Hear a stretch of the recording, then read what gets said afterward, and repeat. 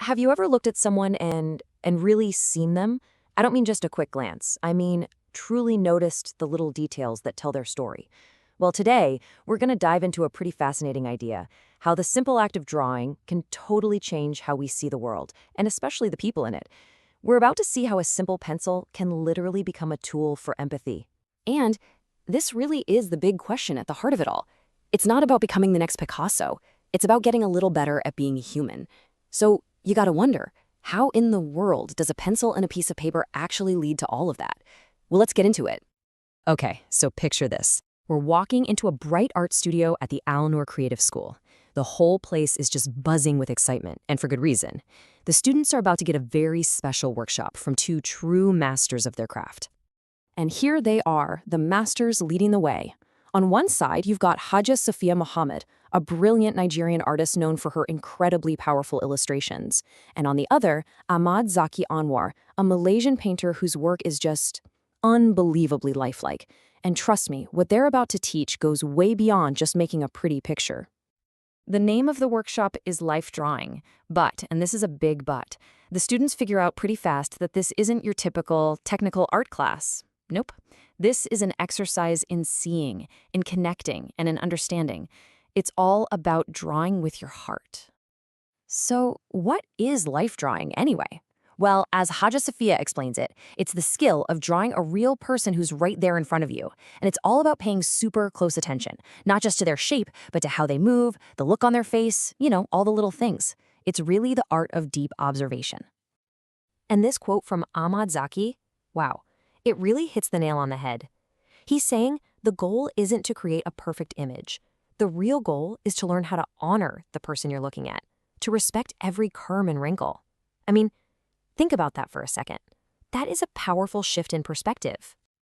Okay, I know what you might be thinking. Drawing a whole person? That sounds impossible. But here's the cool part. The artists totally demystify the whole process.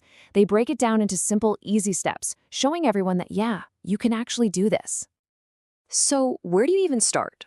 Well, Haja Sophia says, forget the details for a minute. The first step is just to see the big, main shapes. The head, the shoulders, the torso, the arms, and legs. That's it. That's your starting point, your foundation. And look how simple they make it. You start with a circle for the head. Boom. Then a rectangle for the body. Easy. Add a few lines for the arms and legs. But that last step, that's the secret sauce right there.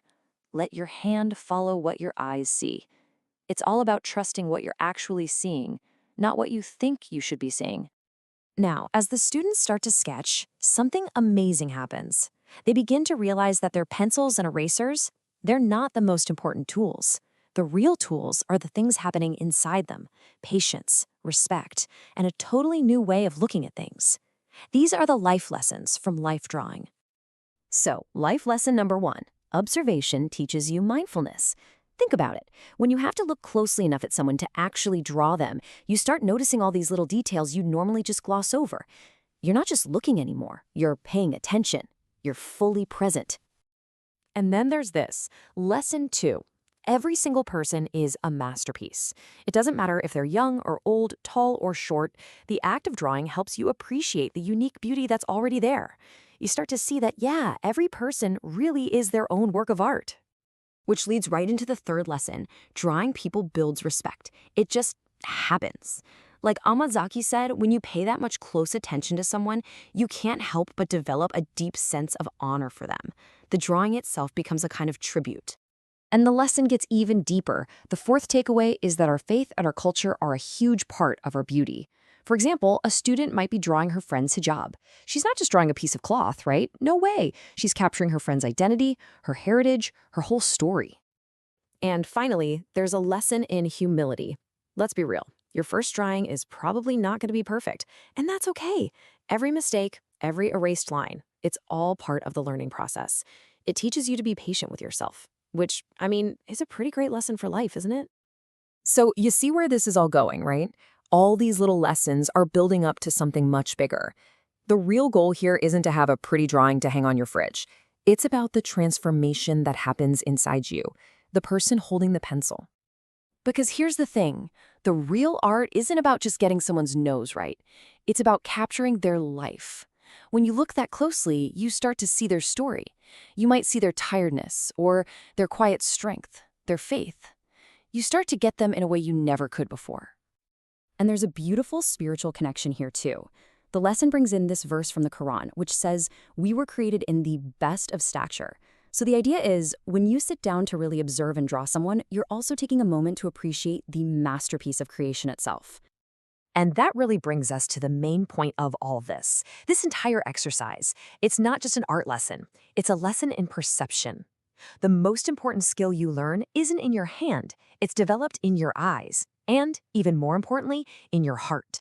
So I'll just leave you with this one question to think about. What would change if you tried this? What if the next person you met, a colleague, a family member, a stranger at the coffee shop, what if you looked at them not with a quick glance, but with the patient, respectful, and curious eyes of an artist? What masterpiece might you see?